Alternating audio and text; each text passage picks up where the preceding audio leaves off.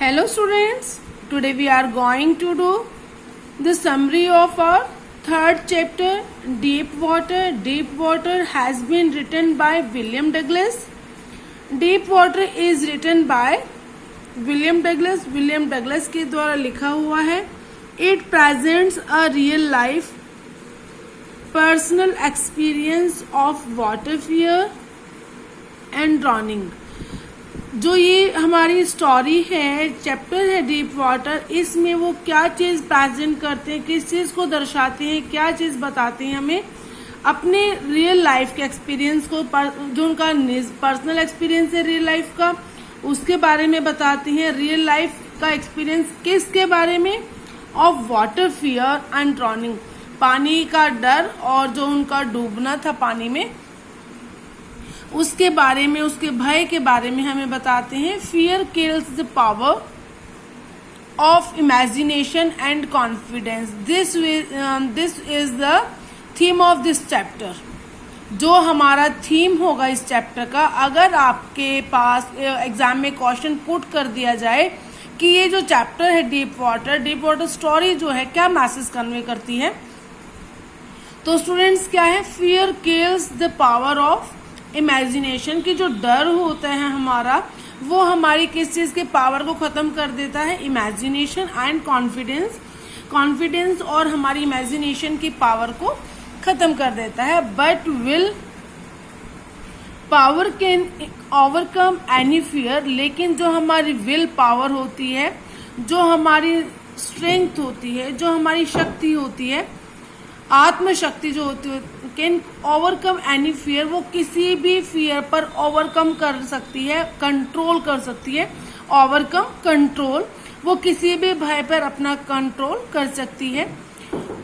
The author had a fear of water since his childhood. जो author हैं William Douglas हैं, वो उनको एक डर था पानी से. कब से? सिंस 4 years old, जब वो 4 वर्ष के थे तभी से उनके अंदर पानी का डर बना हुआ था. His father took him to the beach in California. जो उनके फादर थे वो उनको कैलिफोर्निया बीच पर ले गए थे अपने साथ. The waves knocked him down. जो लहरें थी, लहरों ने विलियम डगलस को गिरा दिया. एंड स्वेप्ट ओवर हिम, और उसके ऊपर से लहरें चली गई. When the author was 10 or 11 years old, लेकिन जब जो ऑथर विलियम डगलस थे वो 10-11 वर्ष के थे. He decided to learn to swim. तो उन्होंने क्या फैसला किया, क्या डिसाइड किया? उन्होंने डिसाइड किया स्विम करने का, स्विमिंग सीखने का. एट द YMCA पुल पर उन्होंने अपनी स्विमिंग सीखने का उन्होंने फैसला किया. He took a pair of water wings. वो अपने साथ क्या ले गए? YMCA पुल पर अपने साथ वाटर विंग्स ले गए. वाटर विंग स्टूडेंट जानते हो कि आप भी स्विमिंग करते समय जो स्पॉट करते हैं, डूबने से बचाते हैं, that is called water wings. And took a pair of and set on the side of the pool. Water wings ले गए और अपने पूल के साइड में बैठ गए. Just then a big boy 18 years old boy came there. तभी वहां पर एक 18 साल का लड़का वहां आया. He picked up the author and threw him into the pool. उसने, जो 18 years old बॉय आया था वहां पर, उसने विलियम डगलस को उठाया. picked up ऊपर उठाया. and threw him into the pool, और उसे पूल में फेंक दिया. ऑथर को पूल में फेंक दिया. कब की सिचुएशन है ये? जब वो 10 से 11 वर्ष के थे. 10-11 वर्ष के थे तो उन्होंने ऐसा किया. एक 18 साल के लड़के ने विलियम डगलस को पानी में गिरा दिया जब उन्होंने स्विमिंग करने का फैसला किया, और वो YMCA पुल पर वाटर विंग्स लेकर गए. लेकिन उसी समय एक 18 साल का लड़का आया और उनको पानी में गिरा दिया. स्टूडेंट्स लेकिन क्वेश्चन बन जाता है कि जो 18 साल का लड़का जो बुली बॉय वहां पर आया था उसने विलियम डगलस के साथ क्या किया. What did he do with the author? Yeah, you can see that what did the bully boy do with the author at the YMCA pool? Then you can give the answer of that question through with the help of this summary. कि जो लड़का आया तो उसने क्या किया 18 साल के लड़के ने ऑथर को उठाया, picked up the author and through him into the pool. लेकिन उससे पहले आपको थोड़ी सी समरी का पार्ट बनाना पड़ता है क्वेश्चन से पहले कि जो जब ऑथर 10-11 वर्ष का था तो YMCA पूल पर उन्होंने फैसला किया, क्योंकि वो पानी से डरते थे, अपने पानी के भय को दूर करने के लिए उन्होंने थोड़ा सा डिसाइड किया कि वो स्विमिंग सीखेंगे. लेकिन जब वो वाटर विंग्स की हेल्प से स्विमिंग सीखना चाहते थे तो अपने साथ वाटर विंग्स ले गए, लेकिन पूल के साइड में बैठे रहे. स्टूडेंट्स हमने चैप्टर पढ़ा था वो जो पूल के किनारे पर क्यों बैठे हुए थे विलियम डगलस, क्योंकि उन्हें अकेले पानी में जाते हुए डर लग रहा था. वो इंतजार में थे कि कोई आ जाएगा तब वो पानी में जाएंगे, तब वो पूल में उतरेंगे, तो इसीलिए वो साइड में बैठे हुए थे. लेकिन जब वो 18 साल का लड़का आया तो उन्हें पानी में गिरा देता है उठाकर.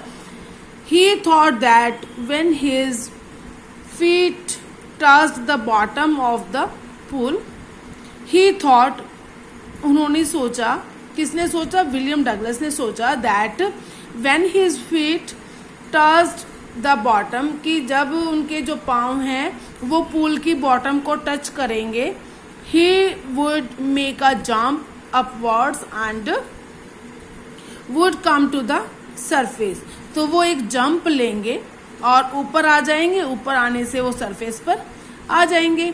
But when he went down the 9 feet, लेकिन जब वो 9 फीट नीचे गए, सीम्ड लाइक 90 टू हिम, उनके लिए वो 9 फीट की जो डेप्थ थी वो कितनी डेप्थ हो गई उनके लिए, 90 की हो गई. 9 फीट गहरा उनके लिए 90 फीट गहरा हो गया. आफ्टर सम टाइम्स, कुछ समय के बाद, ही फेल्ट सफोकेटिंग, वो उस पानी में अपने आप को उनका दम घुटने लगा,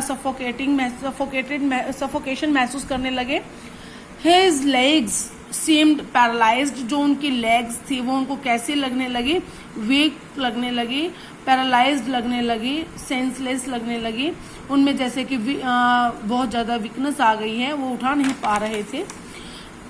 He looked for ropes, वो किस चीज की तलाश करने लगे, रॉप्स ढूंढने लगे, लेडर सीढ़ी ढूंढने लगे, वाटर विंग्स को ढूंढने लगे. But there was nothing except water, लेकिन वहां पर पानी के सिवाय कुछ भी नहीं था. स्टूडेंट्स, एक्सेप्ट होता है ACCEPT, एक्सेप्ट होता है स्वीकार करना.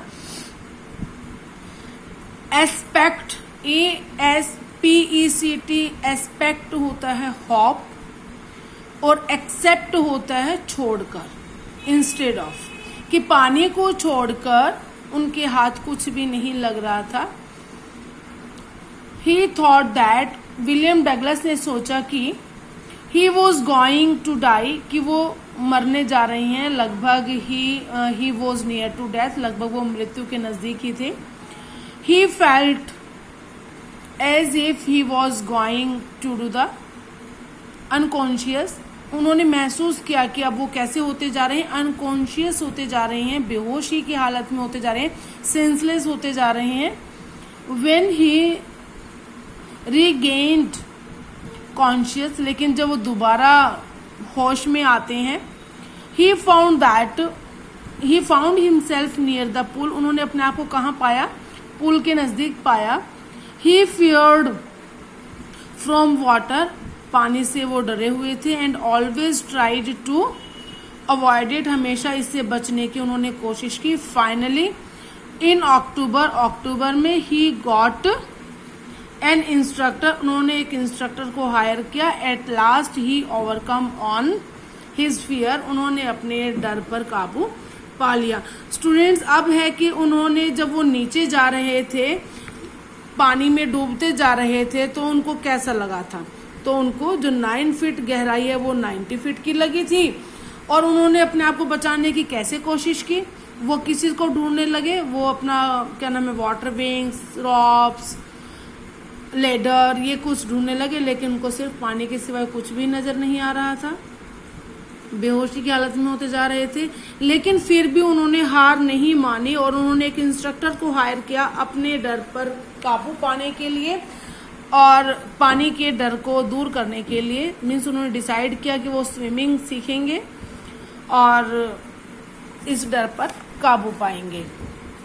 चैप्टर में हमने पढ़ा था कि वो इंस्ट्रक्टर को हायर करते हैं और इंस्ट्रक्टर उनको कैसे कैसे सिखाता है डर पर काबू पाना, और कैसे वो फिर उनके जो ड्रीम होता है वो क्या होता है। वो अपना जो क्या नाम है, फिशिंग का उनको शौक था और जो कैनोइज हैं उसमें वो ट्रिप करना चाहते थे, वाटरफॉल्स पर जाना चाहते हैं, वाटरफॉल्स पर जाकर जो भी वाटर सोर्सेज थे वहां पर अपना घूमना चाहते थे, लेकिन डर की वजह से वो कहीं घूम नहीं सके। Now question answer, how did Douglas overcome his fear of water? जो विलियम डगलस है, कैसे वो अपने पानी के भय पर काबू पाते हैं, कंट्रोल करते हैं? He tried his best to overcome his fear of water. उन्होंने मैक्सिमम जितनी अच्छी कोशिश कर सकते थे उन्होंने अपने पानी पर डर पर काबू पाने के लिए कोशिश की। इन अक्टूबर में ही गॉट एन इंस्ट्रक्टर, उन्होंने इंस्ट्रक्टर को हायर किया। विद हिम ही प्रैक्टिस्ड, उनके साथ उन्होंने अभ्यास किया। For give 5 days a week, एक दिन में 5 दिन वो उनकी प्रैक्टिस करवाते। He taught him how to put face under water, जो इंस्ट्रक्टर है उन्होंने उसे टॉट किया, उनको सिखाया। विलियम डगलस को जो इंस्ट्रक्टर है उन्होंने सिखाया कि कैसे विलियम डगलस को अपना पानी जो है वो अपना फेस जो पानी के अंदर रखना है, एंड एक्सहेल, और कैसे पानी से बाहर रखना है, इनहेलिंग और एक्सहेलिंग उनको सिखाई। And how to raise his nose and inhale, कैसे उनको अपनी नाक को ऊपर रखना है, एंड इनहेल, और सांस को अंदर लेके जाना है। In order to overcome, in order to का मीनिंग क्या होता है? In order to, for, in order to overcome his fear, अपने डर पर काबू पाने के लिए। The author went to lake, author कहाँ गए? लेक पर गए। वेंट वॉर्थ इन हैम्पशायर, कहाँ गए बेटा? वो हैम्पशायर, जो वेंटवर्थ हैम्पशायर में जो वेंटवर्थ लेक थी वहां गए।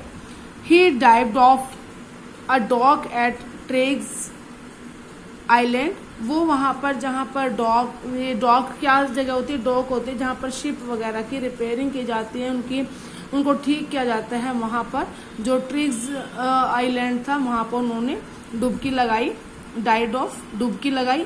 ही स्वैम, वह तैरे। 2 miles across the lake, lake के 2 मील तक वो तैरे। And Stampact island, across the lake Stampact उन्होंने पार की।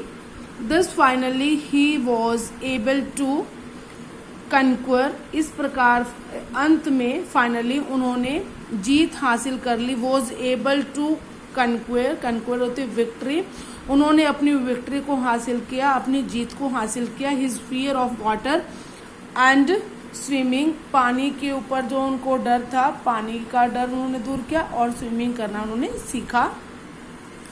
Next question, why was Douglas determined to get over his fear of water? क्यों विलियम डगलस ने डिटरमाइंड, दृढ़ निश्चय किया, to get over his fear of water, पानी के डर पर काबू पाने का विलियम डगलस ने क्यों दृढ़ निश्चय किया? Douglas was determined to get over his fear of water, वो ये उन्होंने फैसला किया कि वो पानी से जो उनको भय है उस पर काबू पाएंगे। Because it spoiled all his joys of fishing, क्योंकि जो पानी का डर था उसने उन विलियम डगलस के सारे जॉय को स्पॉइल कर दिया। उनके जो जॉयज थे, जो जिनमें वो इंजॉय करना चाहते थे, आनंद लेना चाहते थे, वो कौन कौन सी चीजें थी? ऑफ फिशिंग, फिशिंग की, बोटिंग एंड स्विमिंग। जो ये तीनों उनकी विशेष थी, इच्छाएं थी, वो कब पूरी हो सकती थी? वो केवल पानी के भय पर काबू पाकर ही वह अपने इन इंजॉयज को कर सकता था, इन जॉयज को फुलफिल कर सकता था। दैट्स वाई, इसीलिए ही गॉट एन इंस्ट्रक्टर, उन्होंने एक इंस्ट्रक्टर की हेल्प ली। When did the writer join YMCA pool and what did he do? उन्होंने कब YMCA pool को ज्वाइन किया and what did he do? उन्होंने ऐसा what did he do? क्या किया? The writer was 10 or 11 years old, 10-11 वर्ष के थे तब उन्होंने ज्वाइन किया। He had a childhood fear of water, उनका बचपन से ही पानी का डर था।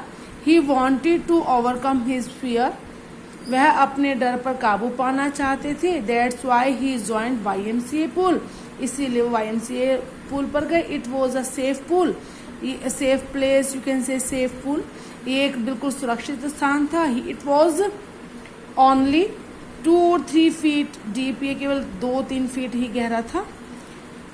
He got a pair of water wings, उन्होंने वाटर विंग्स के पेयर लिए और वो YMCA पुल पर चल दिए। बेटा इसकी ये समरी और जो 3 क्वेश्चंस है ये मोस्ट इम्पोर्टेंट क्वेश्चंस हैं। इन्हीं के बेस पर आपके क्वेश्चंस की सेंस चेंज हो सकती है, बट आंसर यही रहेंगे। जो हमारा चैप्टर कल लास्ट में जो एंडिंग रह गई थी, मैं उसको पूरा करवाने जा रही हूँ, तो प्लीज ध्यान दें। उसके बाद मैं आज आपको कीपिंग क्वाइट की समरी करवाऊंगी, क्वेश्चंस करवाऊंगी, फिर नेक्स्ट वीडियो में कीपिंग क्वाइट ही पढ़ाऊंगी।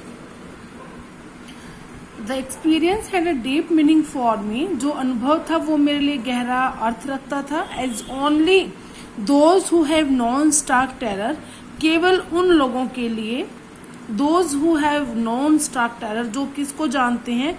Stark terror, stark means impossible to avoid, जिससे बचना नामुमकिन हो। यू कैन सी नितांत जो टेरर था, आतंक था। एंडलेसली जो एंडलेस जो टेरर था, एंडलेस जो आतंक था।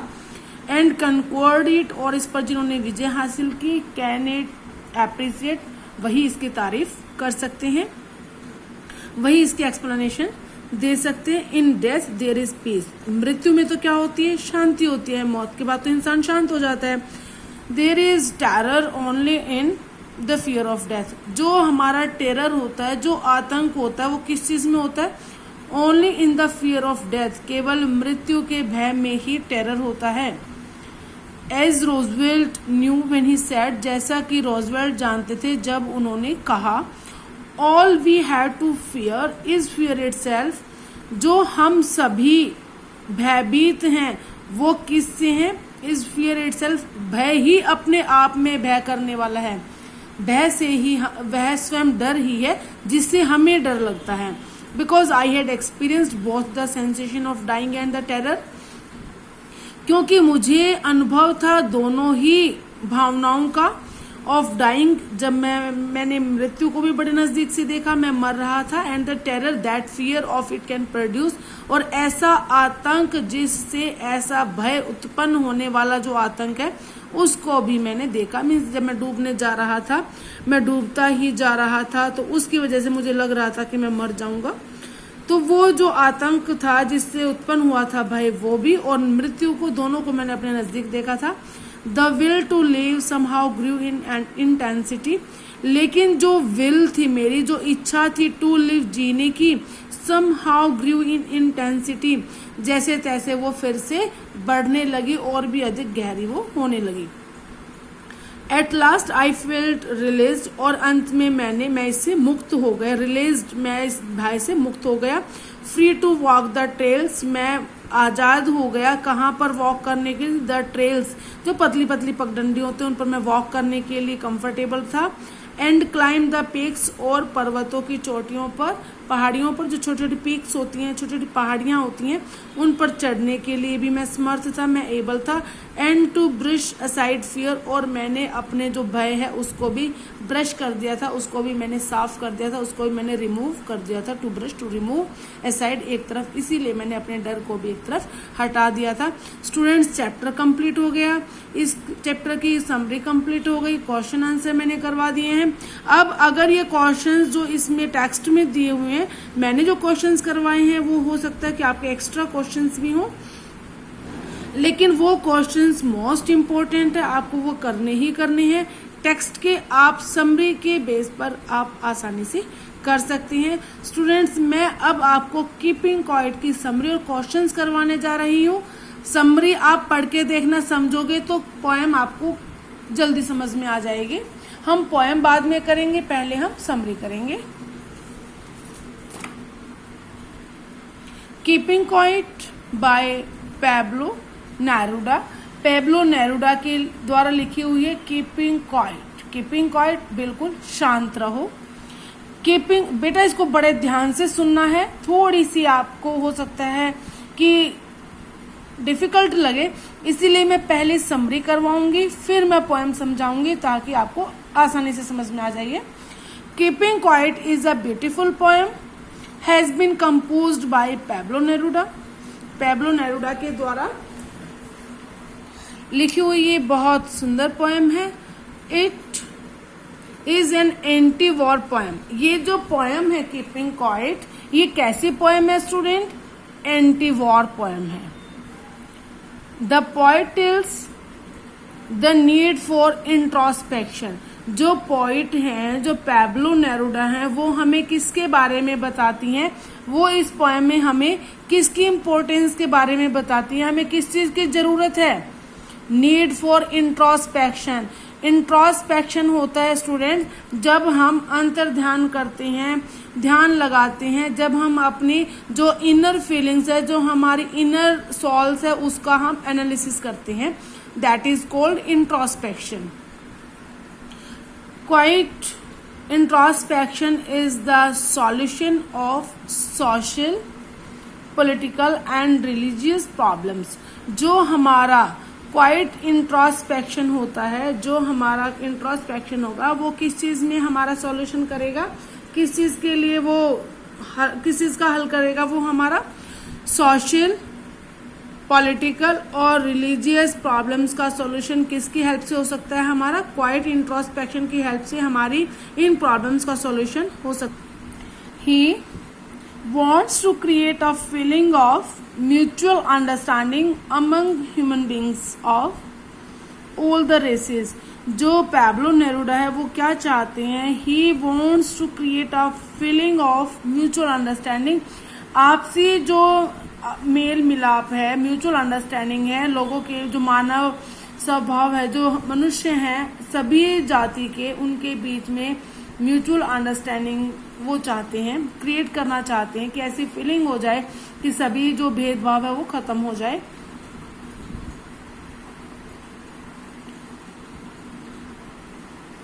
Races, colours and languages. जो ये भेदभाव है जाति का, रंग भेद का और जो भाषा का भेदभाव है वो दूर कर देना चाहते हैं। The poet suggests that all people should suspend their activities for some time. जो पोइट हैं वो ये सुझाव देते हैं कि ऑल पीपल, सभी लोगों को, शुड सस्पेंड, अपना काम सस्पेंड कर देना चाहिए, अपना काम रोक देना चाहिए, जो भी उनका काम है, एक्टिविटीज हैं, उनको सस्पेंड कर देना चाहिए, स्टॉप कर देना चाहिए। फॉर सम टाइम, कुछ समय के लिए उनको स्टॉप करना चाहिए। एंड शुड लुक इनसाइड, और अपने अंदर देखना चाहिए। टू थिंक, सोचना चाहिए। एंड देयर ओन, अपने बारे में, एक्शंस, जो उनके अपने एक्शंस हैं उनके बारे में अपने अंदर सोचना चाहिए, अपना एनालिसिस करना चाहिए। He gives the message of universal brotherhood and peace। जो ये पोएम है, इस पोएम की हेल्प से जो पैब्लो नेरूडा है वो क्या मैसेज कन्वे करना चाहते हैं तो वो किस चीज का मैसेज देना चाहते हैं, वो हमें भाईचारे का मैसेज देना चाहते हैं, शांति का संदेश देना चाहते हैं इस पोएम की हेल्प से।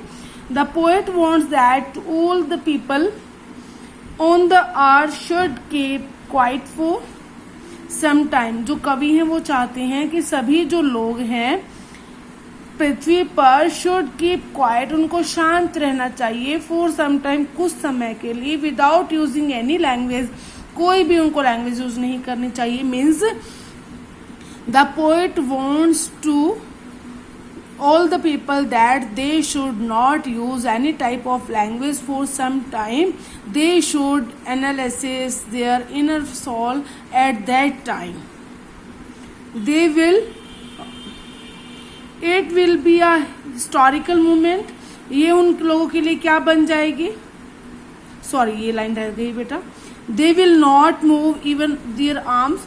यहाँ तक कि उनको अपनी जो बाजू हैं वो भी नहीं हिलानी चाहिए जब वो शांत हों।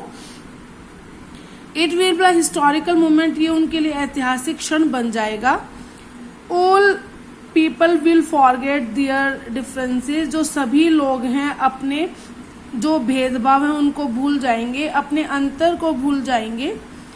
The poet says that fisherman, जो पोइट है वो फिशरमैन से कहता है, will not kill the whales, वो वेल मछली को न मारे, क्योंकि जो वेल्स होते हैं वो कहाँ होती हैं, जो फिशरमैन है वो किसका शिकार करना चाहते हैं, जो फिशिंग करते हैं किस चीज की, वेल्स की कर रहे हैं। तो जो पोइट है वो फिशरमैन को बोलता है कि तुम वेल्स को मत मारो।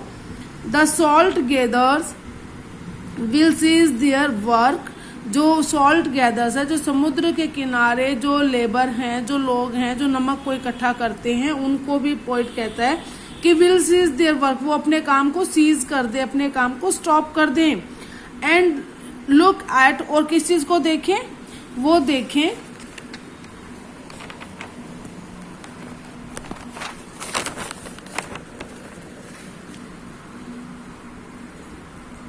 हिज ब्लीडिंग हैंड, जो नमक इकट्ठा जब वो करते हैं समुद्र में से तो उनके हाथों में जख्म हो जाते हैं।